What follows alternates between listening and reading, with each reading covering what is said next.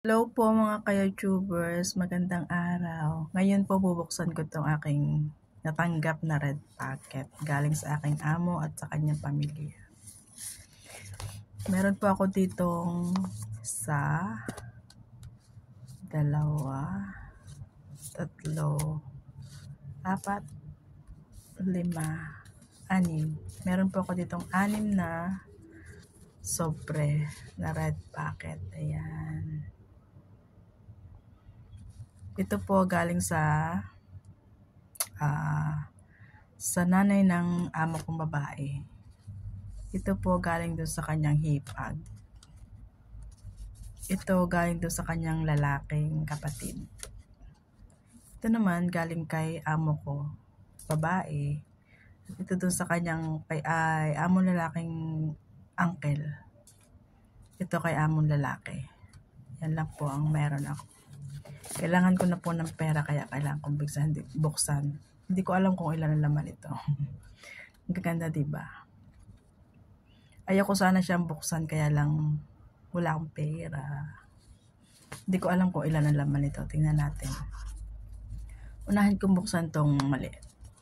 Tong maliit. Galing sa uncle.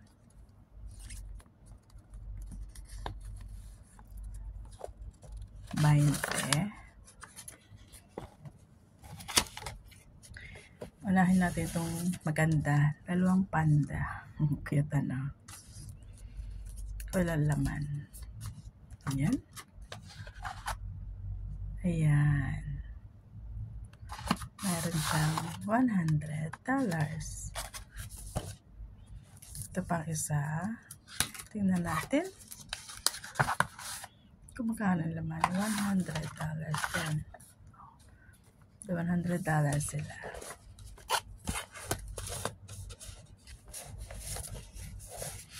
Panghuli natin yung kay amo.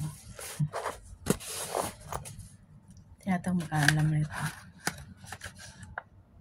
Oh, ito ay galing kay Lola sa nanay ni among babae. 1, 2, 3. What? Dami ah. 1, 2, 3. Ngayon po as ito naman kay amo. Kay amo babae or kay amo lalaki. Hindi ko alam. Ang liit ng sobre. Pero wow ang laman.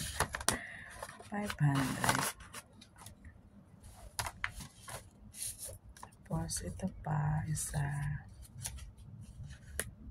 Wow. So lucky. Ito po. Yung dalawang sobrang maliit, galing kay amo, may laman siyang tig 5. Ayan lang po.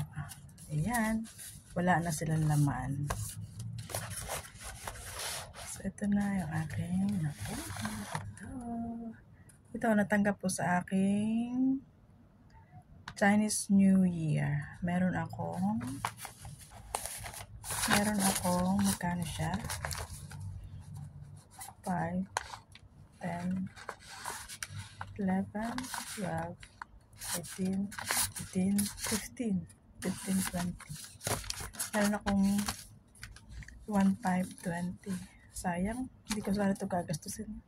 Kailangan ko lang sa pera. Ayan, tamang pera. Ay, salamat. Salamat po sa pagwa-watch. Maraming po salamat.